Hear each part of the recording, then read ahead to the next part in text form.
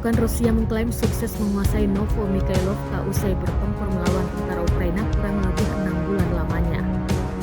Pasukan Rusia meluncurkan serangan dari roket, artileri, hingga drone secara terus-menerus ke arah benteng tentara Ukraina. Rekamannya beredar di Telegram pada Jumat 3 Mei 2024. Dalam keterangan unggahan disebutkan, Brigade Marinir Pengawal ke-155 Rusia telah sukses membebaskan Novo-Mikhailovka. Pertempuran sengit di salah satu wilayah benteng utama Angkatan Bersenjata Ukraina berlangsung hampir 6 bulan.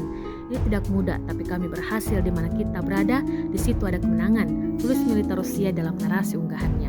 Usai pertempuran sengit ini, pasukan Rusia mengibarkan bendera di sejumlah bangunan di Novo-Mikhailovka. Rekamannya pun menuai berbagai komentar dari warganet.